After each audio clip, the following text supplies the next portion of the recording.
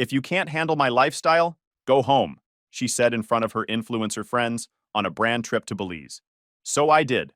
What happened next destroyed everything she'd built online and taught me what real peace feels like. Hey Reddit, Ashton here. A few months ago, I walked away from a relationship that everyone online thought was perfect. What happened after that turned into something I never saw coming. Public chaos, internet drama, and a kind of peace I didn't know I needed. I'm not here for pity or applause, just to tell the story the way it actually went down. When I first met Bianca, I thought I hit the jackpot. She was one of those people who could walk into a room and make everyone think the air got lighter. Big smile, loud laugh, that kind of main character energy. I'm Ashton, 34, graphic designer, the guy who makes logos and ad campaigns for mid-sized companies. My life was simple. I worked, surfed when I could, kept to myself. Then she showed up at a friend's launch party, talking about her next content trip, and somehow I got pulled into her orbit. We clicked fast. She liked that I was creative but didn't compete with her spotlight. I liked that she seemed driven, confident, spontaneous. First few months felt like a movie. Road trips, beach photos, little adventures. She'd grab my hand in public, and I'd hear her whisper, "You're my calm." I didn't realize then that calm actually meant prop. At first, her influencer stuff was just background noise. She'd post photos of food before eating it, or stop mid-hike to get the perfect thinking by the cliffs shot. A few lifestyle blogs had even run mini features on her. One of them called her the next big face of travel culture. Annoying, yeah, but harmless. I'd tease her about it. You care more about digits than dinners, I told her once when she ignored her plate to watch her follower count refresh. She laughed, said, "You're just jealous the internet doesn't love your fonts like it loves my face." I shrugged and said, "Well, your face never designed a six-figure ad campaign." She rolled her eyes, but I caught the edge of annoyance. As months went on, her obsession with engagement got louder. She'd talk to me in percentages. My engagement rate dipped 2 points, or the algorithm hates me this week. I started to feel like her boyfriend/production assistant. Every trip turned into a content marathon. We weren't just traveling anymore. We were filming traveling. One night, we were at this rooftop restaurant downtown. City lights, quiet music, actually romantic for once. I thought we'd have a normal date, no cameras, no posing. Halfway through the meal, she said, "Hey, after dessert, can you pretend we're arguing? Like a serious argument. Then I'll post a reel about how we overcame it and got stronger." I just stared at her. "You want me to fake a fight for likes?" I asked. She nodded, totally serious. People love vulnerability. I leaned back and said, "Should I fake cry too? Maybe throw in a dramatic breakup and an apology video while we're at it." She didn't even get the sarcasm. She actually said, "OMG, if you do that, it would probably go viral." That's when I realized she wasn't joking. Our relationship slowly turned into a PR campaign. She'd angle her phone just right when we kissed, then post something like, "Love is when two creatives grow together." Her followers would flood the comments with couple goals, and she'd glow for hours afterward. It was like dopamine on demand. Every compliment from a stranger was fuel. She'd say things like, "You have no idea how lucky you are to be part of this. We're inspiring people." Inspiring? We were arguing over hashtags. The only thing I was inspiring was patience. The weirdest part was how convincing she was online. She'd post pictures of us laughing, writing captions like, "Find someone who makes you forget to check your phone." Except she was the one who couldn't stop checking it. Sometimes I'd scroll through the comments and see people writing, "I want a love like yours." But I almost replied once, "You can have it, but you'll need a ring light and a fake smile." By year 2, the cracks were obvious. Real conversations got replaced with content opportunities. She'd measure how much she loved me by how well our couple posts performed. We'd go to bed, and she'd scroll her analytics until 2 a.m. I'd try to talk, but she'd mumble, "Hold on, babe, I'm responding to followers." It was like living with two versions of her. Bianca, my girlfriend, and Bianca Trademark, the influencer brand. The brand was winning. Still, I told myself it was just a phase. Everyone gets lost in their work sometimes, right? I figured the next big trip would reset things. We got invited to a brand-sponsored getaway in Belize. 6 influencers and their partners. A dream trip, beaches and clear water, everything paid for. I thought maybe being away from LA, surrounded by nature, could bring the real her back. The week before the trip, I told her, "Let's actually enjoy this one, yeah? No non-stop shooting, no fake couple shots. Just us." She smiled, kissed my cheek, and said, "Of course, babe. It's about us." Then I noticed she'd already packed 2 ring lights, 4 bikinis still with tags, and her drone. I laughed and said, "Guess the US you meant comes with a production crew." She rolled her eyes. "You're so negative. Why can't you just support my career?" That night, she posted a photo of us with the caption, "My rock, my creative partner, my forever travel buddy." And for some reason, that one hit harder than the others. Because I realized she wasn't lying. Not about the creative partner part anyway. I was the unpaid intern in her brand, and she was the CEO of Make Believe. I stared at that post for a long time. Hundreds of hearts. Comments calling us perfect. And all I could think was, if only they knew. Still, I went to Belize. Because part of me, the stupid part, still believed there was something worth saving under all the filters and captions. The resort in Belize looked like a travel brochure had come to life. White sand, water so clear it looked fake. Staff in matching uniforms greeting everyone with fruit drinks and smiles. The next morning, the brand introduced everyone to Landon, a freelance PR coordinator contracted for the trip. 20-something, the kind of guy who introduces himself with his Instagram handle first. "Hey guys, I'm Landon. I'll be managing content schedules and helping with logistics."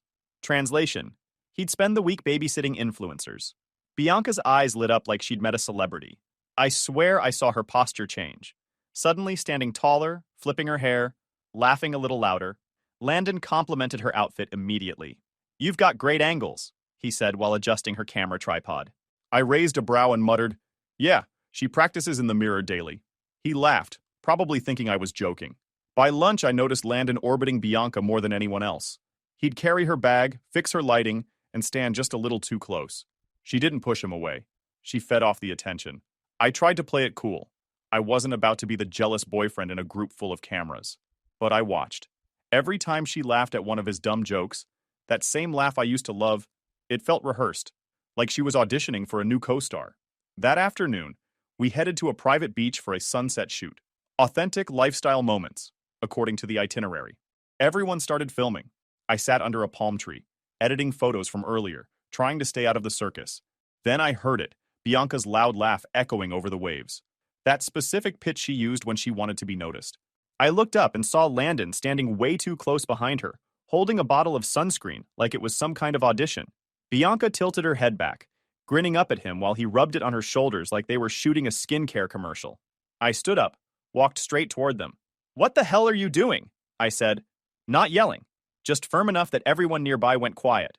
Bianca turned, pretending to act confused. "Relax, Ashton." "He's just helping." "You're overreacting again." "Right," I said, crossing my arms. "Because clearly you needed a PR guy to handle basic sun protection." Landon took a small step back, awkward grin forming. "Hey man, it's just sunscreen." "Yeah, I caught that," I cut in. "Maybe try applying it to someone single next time." She snapped, louder this time. "If you can't handle me having some fun, then go home." Everything froze for a second. Even Landon looked uncomfortable now, like he wished he'd taken a different gig. I took a slow step closer to her. "Fun?" I said. "You call letting some guy rub you down in front of half the group fun?" "Got it. Guess I didn't read the new definition." She rolled her eyes, trying to act unbothered, but her jaw was tense. I grabbed my towel from the sand and said, "You want to play couples for the cameras? Be my guest. Just don't expect me to stick around for the rerun." Then I looked at Landon. "Do yourself a favor, man. Keep it professional or you'll end up in her next apology video." Back at the resort, I packed while she was still out with the group. My phone buzzed nonstop. Group chat notifications, a text from her saying, "You're acting crazy. Don't make this trip awkward." I ignored all of it. When she finally walked in, her tone was sharp before the door even closed. "You embarrassed me in front of everyone. Do you even realize how unprofessional that looked?" I laughed. "Unprofessional? You just told me to go home in front of a crowd because some guy touched your shoulder." She exhaled loudly and said, "If you leave, you're proving everyone right, that you can't handle me. Maybe I just don't want to handle you anymore." That shut her up. She stared at me like she couldn't believe I was serious. I zipped my suitcase, grabbed my laptop bag, and walked toward the door. "Relax," I said, half smiling. "Think of it as brand separation. You'll get sympathy clicks." She scoffed. "You're not funny." "I'm hilarious," I said, walking out. "You just stopped noticing." I spent the next hour at the lobby computer booking a red-eye flight. One way. My hands were steady, no hesitation this time. When the confirmation hit my inbox, I felt something loosen in my chest, like I'd been holding my breath for years. Back in the room, I left a note on the nightstand. You wanted me to go home. I'm just listening. I landed in LA just after sunrise. I turned my phone on while waiting for my bag, and the screen exploded. 47 missed calls, 32 unread messages, and about a dozen group chat notifications. Bianca's name was all over the screen. We need to talk. You're ruining this trip. Everyone thinks you're crazy. It went on and on. Same tone, same deflection. Never a single, I'm sorry. I muted everything and drove home. No music, no distractions. Just the sound of my thoughts trying to make sense of what had happened. That night, while unpacking, I got a text from a friend who worked in marketing. Dude, have you seen this? He sent a link. It was a video from the beach. Me walking away while Bianca shouted, "If you can't handle me having some fun, then go home."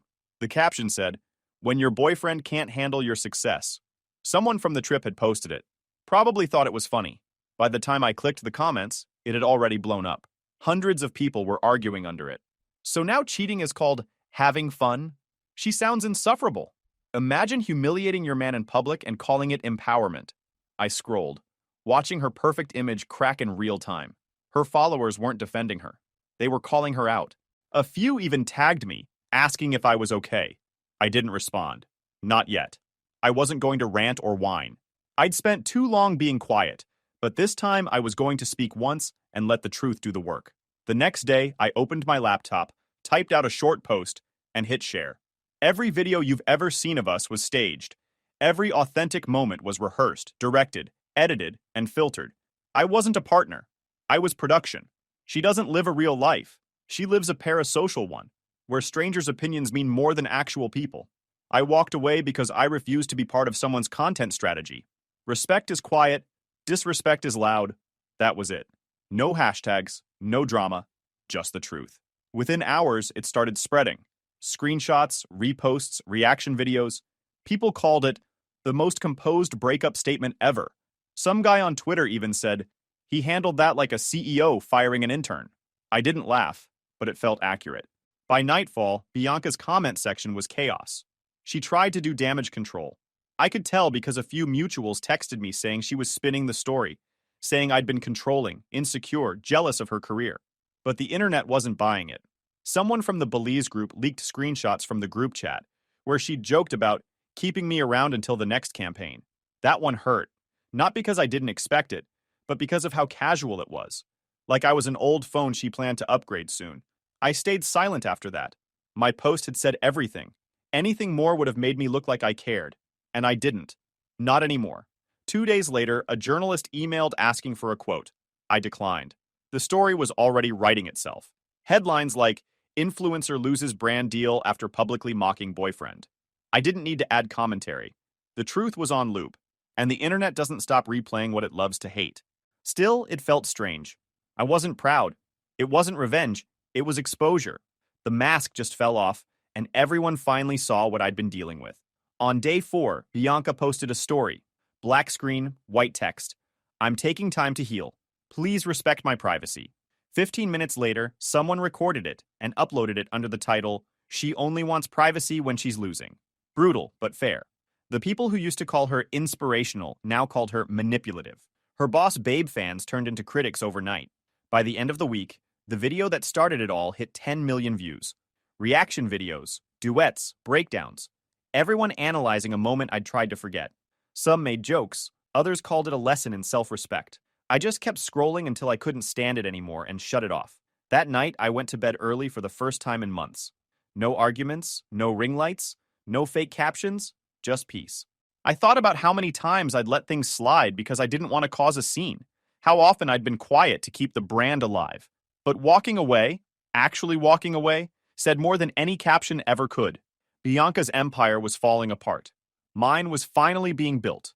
By the end of the week, the internet looked like a demolition site with her name on every headline.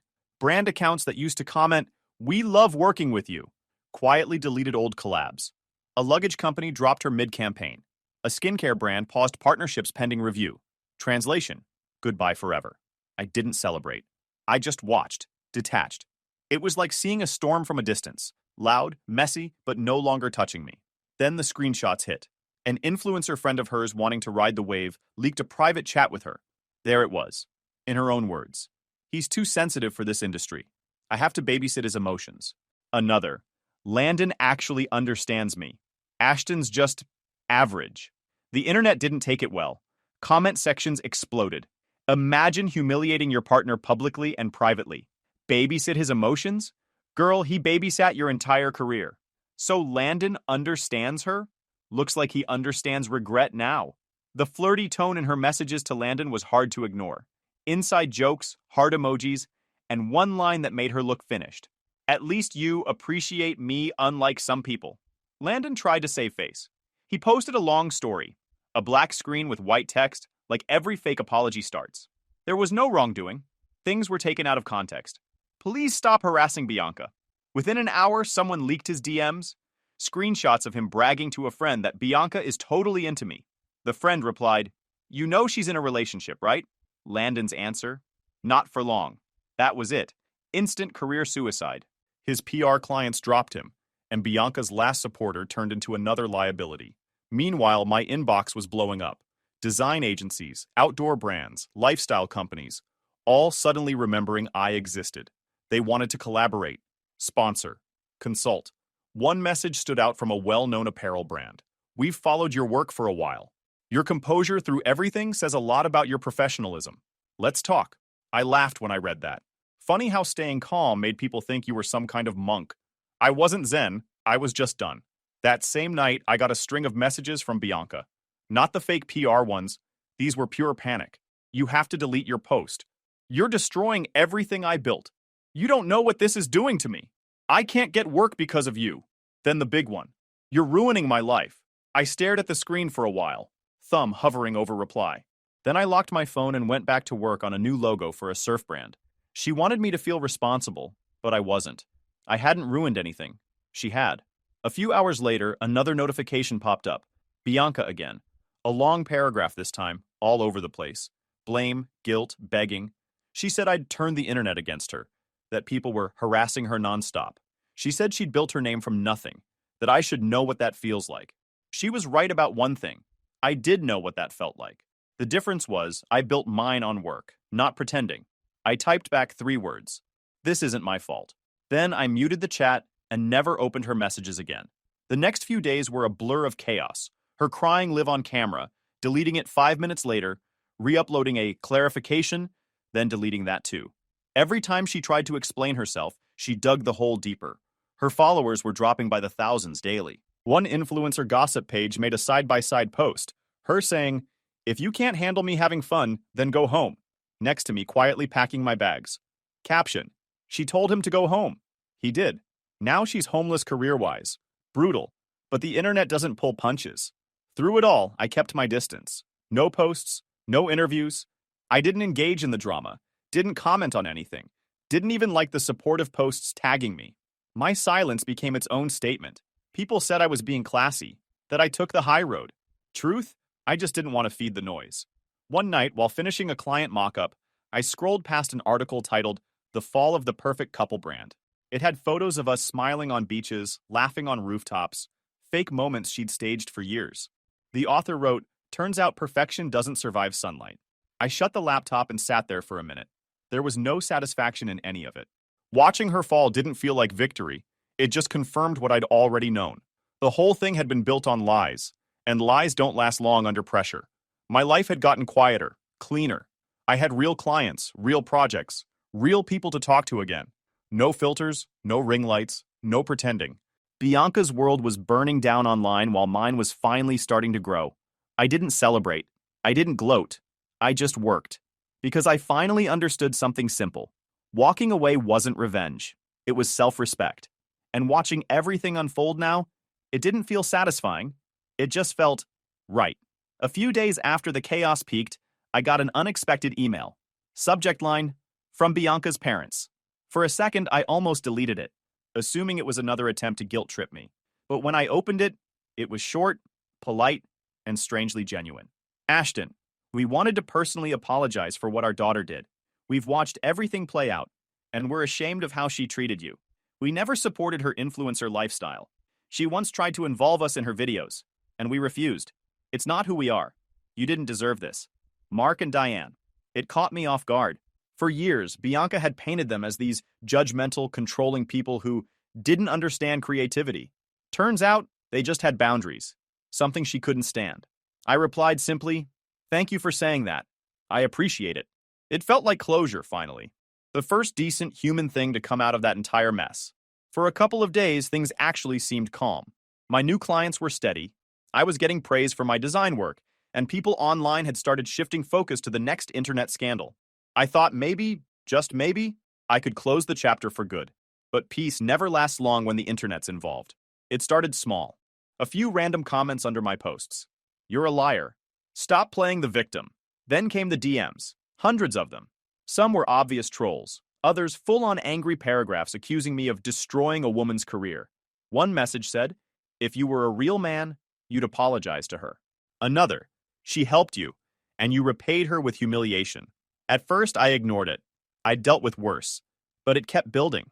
Whole threads on Reddit, videos on TikTok twisting my words, edited clips showing Bianca crying with dramatic music, and captions like, "He broke her for views."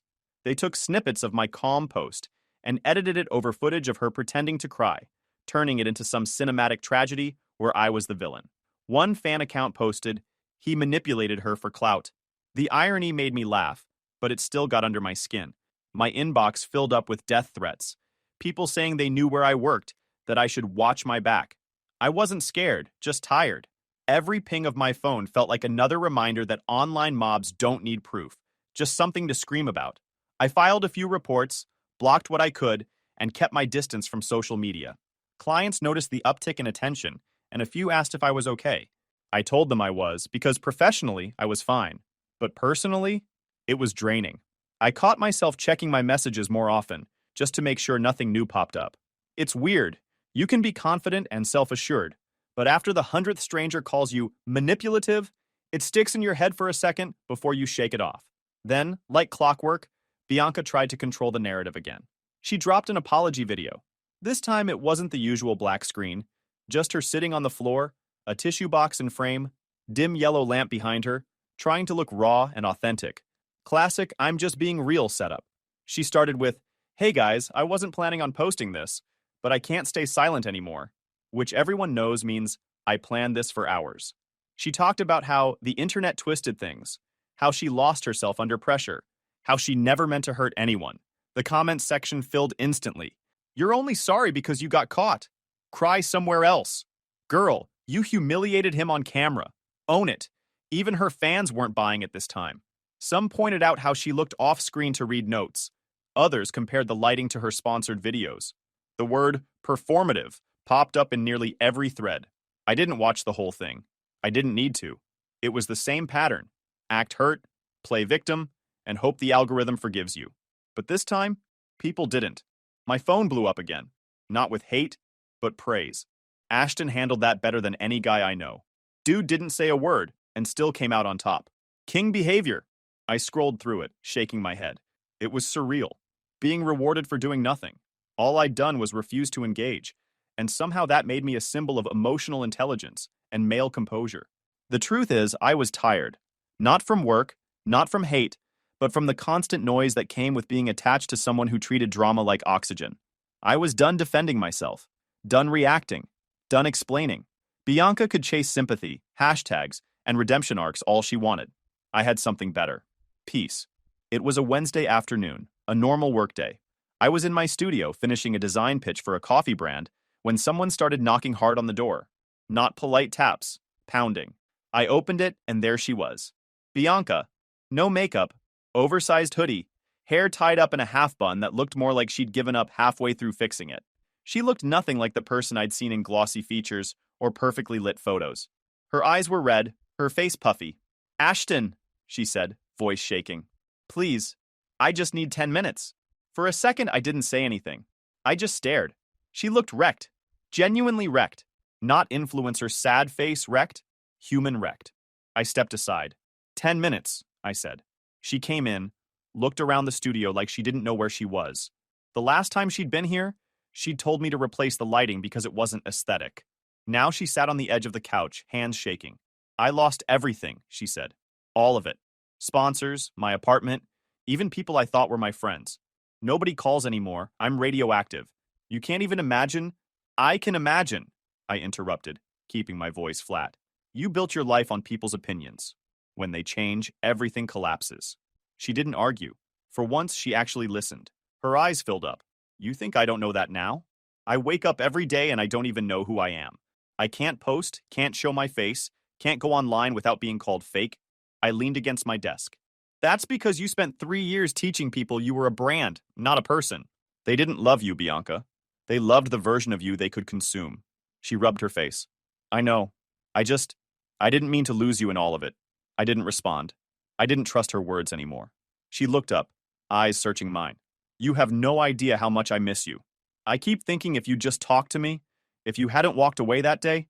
Stop, I said, raising a hand. You told me to go home in front of a crowd. That wasn't a slip. That was who you were. She stood up suddenly, voice rising. Because I wanted you to fight for me. You just left. You didn't even yell or argue. You just walked away like I didn't matter. Her voice cracked. Tears started rolling. I stayed still. You wanted me to fight for you? I said. Love isn't a contest. You don't test people by humiliating them. She shook her head, pacing.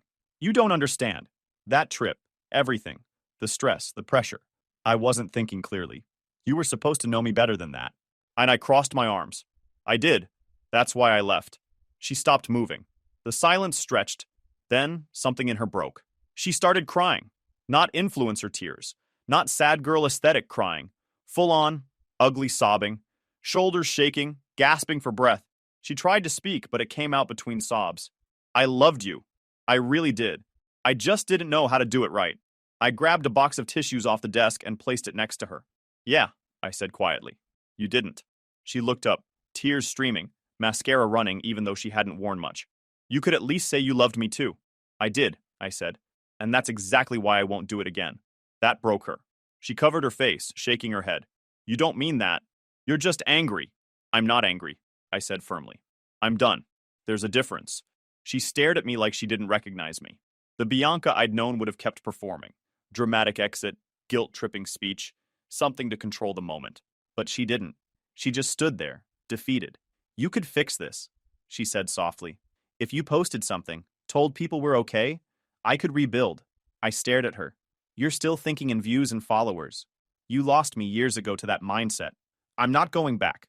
Her breathing got heavier. So that's it? You're just done? Yeah, I said. I'm finally done. She let out a shaky laugh, half cry, half scream. You'll regret this. One day you'll realize I was the best thing that ever happened to you. I opened the door. If you were the best thing, I'd still be miserable. Her jaw tightened. She looked like she wanted to yell again, but instead she just grabbed her bag, wiped her face, and walked out. No dramatic goodbye, no slow motion turn, just silence and the sound of the door closing. I stood there for a few seconds, then went back to my desk. My coffee had gone cold. I took a sip anyway. Later that night, my phone buzzed nonstop again, but this time it wasn't hate. It was tags. Someone had posted a clip from an old interview I did where I said, sometimes the bravest thing you can do is leave quietly. People were reposting it with a new hashtag, #GoHomeEnergy. It started trending within hours. TikTok edits, Twitter threads, Instagram captions. People used it to describe walking away from toxic jobs, relationships, or anything that drained them. My name started floating around again. Articles calling me the guy who walked away instead of fighting to stay. It was strange seeing it spread, but this time it didn't feel heavy. No noise, no chaos. Just a message people actually understood. For the first time in years, I wasn't the one holding a camera, fixing lighting, or managing someone else's image. I was just living, and standing there in my quiet studio, lights off, computer humming, I finally felt it. Not relief, not revenge.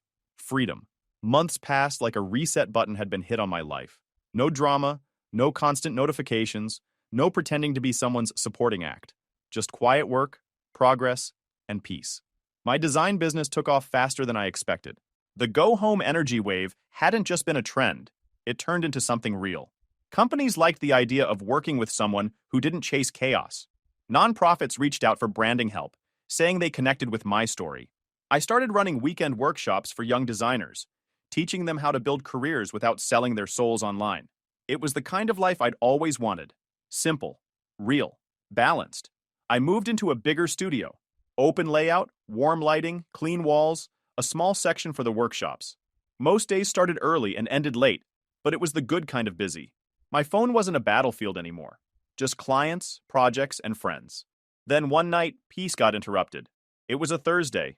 I'd been out having dinner with a few design students after class. Nothing fancy, just pizza and jokes. When I got back to my studio around 10 p.m., something felt off the second I parked. The front lights were off, even though I always left one on. When I pushed the door open, my stomach dropped. The place was wrecked. Desks flipped over. Paint cans spilled. My posters ripped from the walls. My computer monitor smashed on the floor. And in huge red spray paint across the back wall, written in angry, uneven letters, "Bianca is a victim." I froze for a second, just staring at it.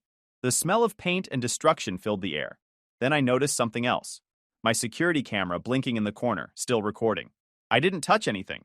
I called the police. They showed up within 20 minutes. 2 officers who looked both shocked and annoyed. I explained what happened, pulled up the camera feed on my phone, and handed it over. The footage was clear. 3 guys, maybe early 20s, wearing hoodies. They broke in through the side door around 9:15, trashed everything for about 10 minutes, then ran off. The weird part? They weren't random. I recognized one of their faces. Same guy who'd been spamming my comments with threats ever since the Belize video blew up. The cops noted everything, took photos, bagged the paint can they left behind. One of them said, "This looks personal. Anyone with a grudge?" I sighed. "Yeah, her name's Bianca." The officer raised an eyebrow. "The influencer?" "Former influencer," I said. "And apparently, still dramatic." They asked if I wanted to press charges if they found who did it. I said yes. The next day, they called me back. They'd already caught 2 of the guys. One had tagged himself near my studio earlier that evening. The genius forgot to turn off location services. When they brought them in, both cracked almost immediately. They said they were defending Bianca's honor. I thought that was a joke until the detective told me the rest. Bianca herself had messaged them. She'd told them I'd ruined her life, that I'd lied about her to the media, and that they should teach him a lesson. It didn't take long for screenshots to surface. The messages were real. She'd sent them from a backup account she'd been using to talk to her small group of supporters. By the weekend, the news broke. Disgraced influencer under investigation after fans vandalize ex-boyfriend's studio. The internet went nuclear again. She never learns. How do you go from apology videos to criminal charges? Teach him a lesson? You mean prove his point? She released a statement through a lawyer, denying it at first. Then the screenshots came out. The exact words. The usernames matched. It was over. Bianca was investigated and later charged in connection with the vandalism, alleged incitement and conspiracy to damage property. The guys who did it got arrested, fined, and banned from contacting either of us again. Her short-lived redemption era ended in a week. Sponsors who were considering letting her back quietly stepped away again. I didn't post about it, didn't comment, didn't even text anyone about it. I just called a cleaning company, got the wall repainted, and replaced my equipment. By the next Monday, the studio looked brand new again. Cleaner than before, actually. I added a security gate, changed the locks, and went straight back to work. My students noticed the smell of fresh paint and asked what happened. I said, just needed a color change. They didn't need to know the rest. The story blew over after a few weeks, like everything online eventually does. Bianca's name disappeared from trending pages again. No more drama, no more fanboys, no more chaos. Just silence. One afternoon, I stood in the middle of the studio after finishing a project. The sunlight coming through the windows, the hum of my computer, everything calm again. For the first time, I felt untouchable. Not in an arrogant way, just free from anything fake. Bianca's world was finally gone for good. Mine was just getting started. I looked at the new wall, clean, white, untouched. The red spray paint was gone, but a faint shadow still showed through the layers, like a reminder. Not bitterness, not anger, just proof. Proof that peace isn't about things staying quiet. It's about knowing you can rebuild after someone tries to destroy you. I turned off the lights, locked up, and stepped outside. The city air was cool, quiet, still. My phone buzzed once. A client confirming a new campaign. I smiled, slipped the phone back into my pocket, and started walking home. No followers, no cameras, no fake image to maintain. Just me. Free. YouTube just dropped this new hype feature. If you're hooked on this story, smash that hype button. It tells YouTube this video deserves to blow up, and it keeps even crazier stories coming your way.